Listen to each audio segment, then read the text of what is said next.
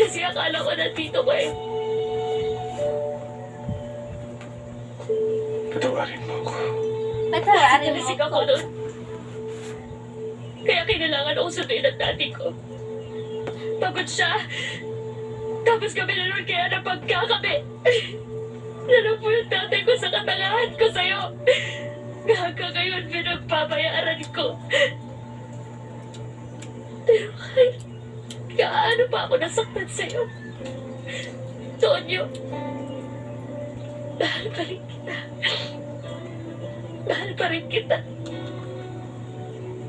Akala mo ba ikaw lang ang saktan at nahirapan? Nung gabi na bago tayo dapat magkita, kinausap ako ng nanay mo. Sinabi niya sa akin na makakasira lang ako sa buhay mo at mga pangarap mo. Pero kung talaga daw gusto kita, kunin na daw kita at huwag na kitang ibabalik. Nagdalawang isip ako na Natawag ka. Duwag ka. hindi pa ako handa nun, Ted. Natawag ka. Duwag ka. Aminin mo, Tonyo, natawag ka. Duwag ka. Dahil hindi pa ako handa nun. Paano kita bubuhayin? Paano ko ibibigay ang buhay na nakasanayan mo? Hindi naman yun ang buhay na gusto ko eh. Sapat na sa akin yung buhay. Nakasama ka. Sa akin hindi. Oh my God! Gusto kita bigyan ng buhay na maayos. Ayaw kitang idamay sa mga kamala sa pinagdadaanan ko. Sana sinabi mo. Sana narinig ko. Para sana nasabi ko sa'yo na kaya kong maghintay. Hanggang sa maging handa ka. Hanggang sa maging kaya mo na. Kasi kaya ko naman maghintay kahit gaano katagal kasi mahal kita, Tonyo eh. Sana sumipot ka. Sana naghintay ako sa'yo. Kapatawarin mo ako. Dahil kung nagpakita ako sa'yo, hindi ko makakayanan iwan ka. Sorry. Yan kasi! Mahal na mahal. Mahal na mahal. Mali, na bumalik tayo dito. Mali. May mahal ka na. May mahal ka ng iba. Basta patawarin mo ako.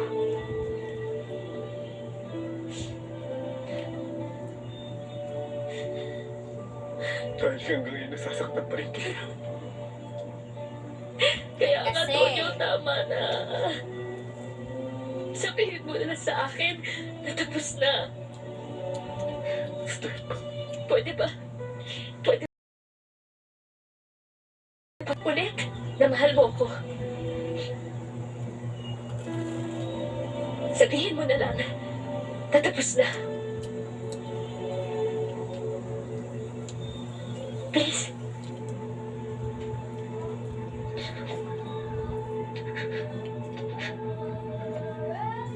Ayaw. tapos na.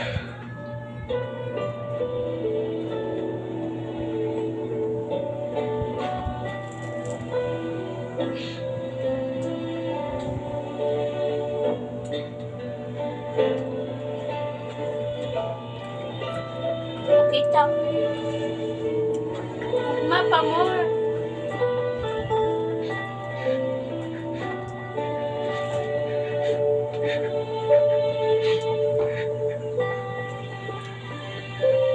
What? Magkasama kayo ni Steph sa probinsya ng weekend? Bakit hindi mo sinabi sa akin? And what's all this talk about driftwood furniture? Monica, itong shop talaga ang gusto kong gawin. And you think you're gonna be successful with it? Buti pa si Tep-Tep eh. Mga bata pa lang kami naniniwala na siya na may mararating ang pangarap kong yun. Tep-Tep? Si Stephanie? Oo, sister. Magkakilala na kayo? Dati pa? Matagal na yun. Hindi naman importante yun. Bakit hindi mo sinabi sa akin? Wala naman dapat sabihin eh. Don't lie to me.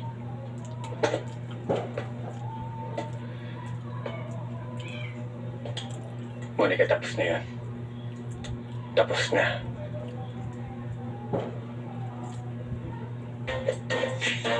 Ang galing-galing mo.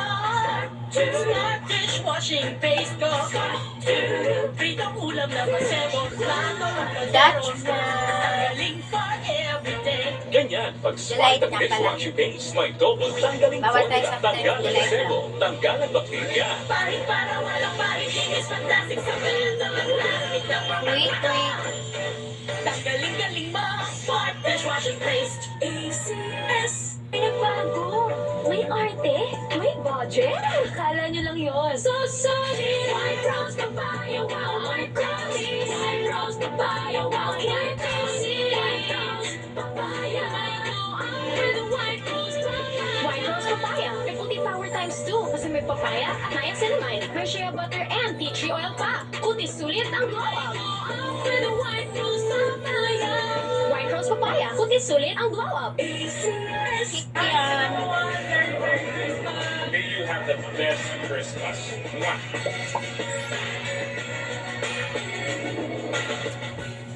We will be launching a web series with cliffhangers and have a text poll over Kakao to find out how the next webisode should begin. We'll be developing a new group of emoticons to tell the story. Parang animated short lang ang dating. I smell a promotion. And to generate more buzz, we are going to launch via a campus tour, just like what you did before. I like it. It's fresh and innovative. But what will the story of the short films be? A love story. Girl and boy meet one summer. What do the letters A and M stand for? Anton and Monica. Patay. But their love story was cut short that summer. But a few years later, they meet again. So this time, will Monica and Anton have their happy ending? Okay, I like it. And it's a go. Congratulations, Monica. You came up with all that? Yes, I did. And that's why she's the best. Good job, Monica. Thank you. Oh, by the way, I would like to introduce to you our new project head. Diana Mendoza, our newest account executive. Thank you, Mom. Hala.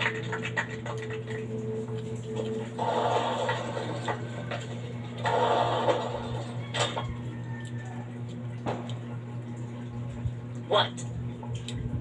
I deserve it. Deserve what? Yung promotion na binigay ninyo kay Liana. Excuse me?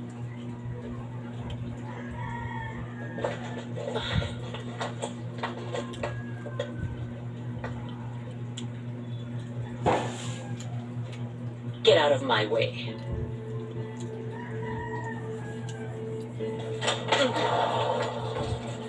Ako lahat ang nag-isip ng presente nyo kanina. Di wala man lang kayong delikadesa na sabihin na hindi nanggaling sa inyo yon. I was the one who put this together, hindi ikaw. Pero tinabaho ko lahat yon. Trinabaho mo lahat yon, pati boyfriend ko. Don't you dare deny it, kitang-kita sa mukha mo. Wala akong ginawang masama. Pero gusto mo siyang agawin. Hindi ko siya aagawin sa'yo. Hindi naman ako katulad mo eh. Gusto mo bumalik sa province because you wanted to bring back the past. Oh yes, I know everything. If that's the case, you should know that it's over. Tapos na lahat yun. Talagang it's over. Because he's my boyfriend now, kaya huwag kang ilusyonada. You can't compete with Lalaki lang yung pinag-awayan. you lying, backstabbing, boyfriend-snatching slut! Talaga lang, ha? This, coming from a shallow, manipulative, two-faced bitch. I don't want to deal with this garbage. Sandali, hindi pa ako tapos. Let go! Hindi, makinig ka! Bago mo ko tawaging sinungaling, magpakatotoo ka nga muna. Mahal mo ba talaga si Tonyo? Oo, mahal ko siya. Hindi, Saging. dahil kung totoong mahal mo siya, hindi mo siya pipiliting baguhin para lang maging katanggap-tanggap sa paningin mo. Mo. Don't even try to. At huwag mo kong matawag-tawag na traidor, ha? Dahil hindi kita ginago. Nirespeto ko ang relasyon ninyo ni Tonyo. Kaya wala kang karapatan na tawagin akong malagte. You're fired! No! I quit.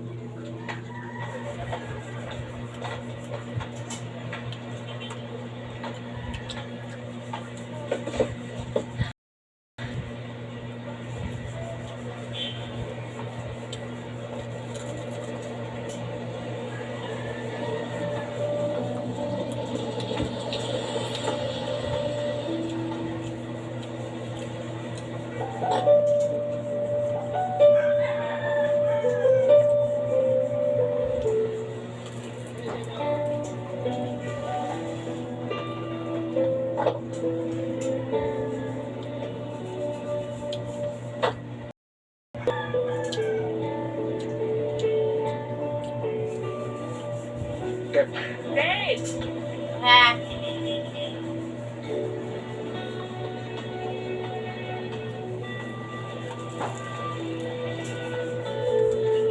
Ay! Kasi dughan!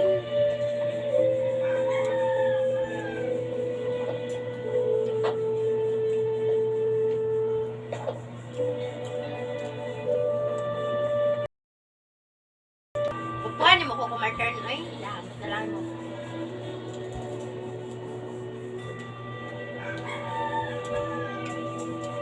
Stephanie, ngayon ka pa talaga nag-design. Mami kasi, sobra na ho yung boss ko eh. Napaka-unfair niya. Hindi lang sa akin, pati kay Tonyo. Tonyo? Stephanie, ano ba? Dati pag-aaral mo, ngayon naman, pati trabaho mo? Magpapakawasa ka na naman para sa tao yon? Magpapauto ka na naman? Sino na naman ang idadamay mo sa kagagahan mo?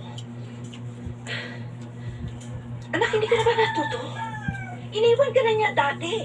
Na hindi niya sana ginawa. Kung hindi niyo ho siya kinausap. Kung hindi niyo ho ipinamukha sa tao.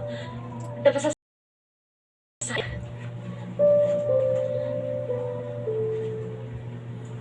Pero, wag ho kayong mag-alala. Hindi na naman ho ako ulit magpapauto. Hindi na ho ulit ako magpapakawasak.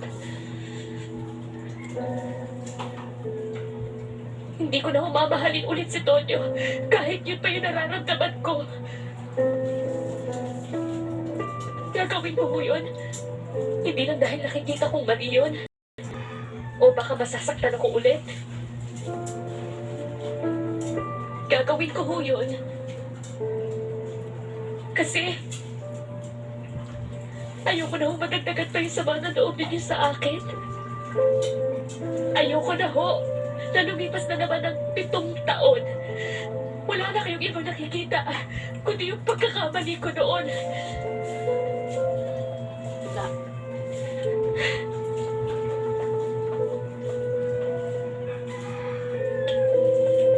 Ano ka? Oh, Tonyo, inom ka muna. Pampakalma. Oh.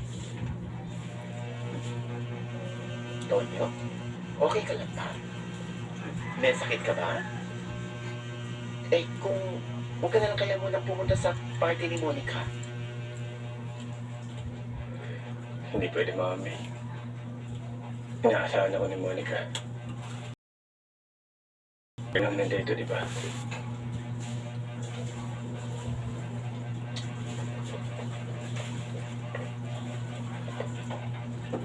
Eh, bakit parang hindi ka masaya?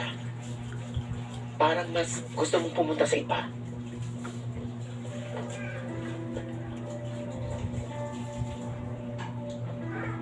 Mami, si Monica ang girlfriend ko. At siya lang ang dapat ko makasama. Kaya nga po ako nagbago para sa kanya, di ba? Eh, di ba nga, may kasabihan. Change is good as long as you change for the better. Yeah! English yun, ah. Ito ang tama. Ito ang dapat. Alam mo, bilig din naman ako sa paninindigan mo para kay Monica, no? Pero kung paiiralin mo yan, baka pinipigilan mo lang ang sarili mo na maging masaya at magmahal ng totoo. Mo Jude. Tandaan mo, Tonyo, iba ang paninindigan sa pagmamahal. Yan, tama.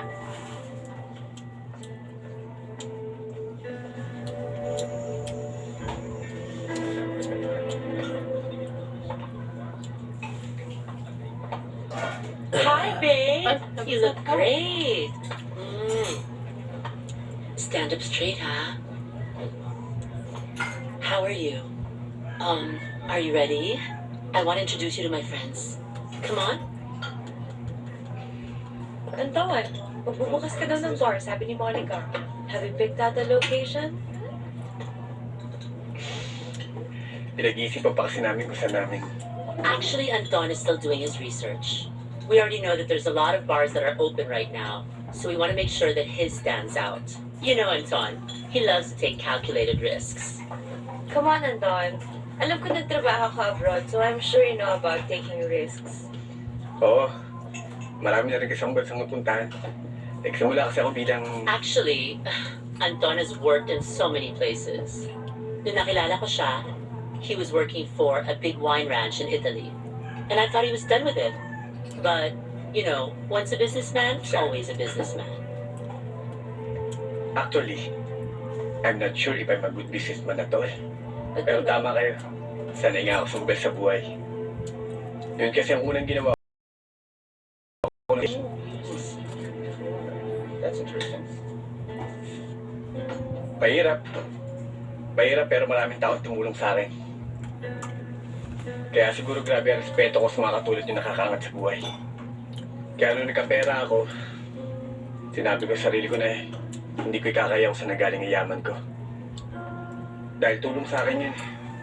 Tulong sa akin.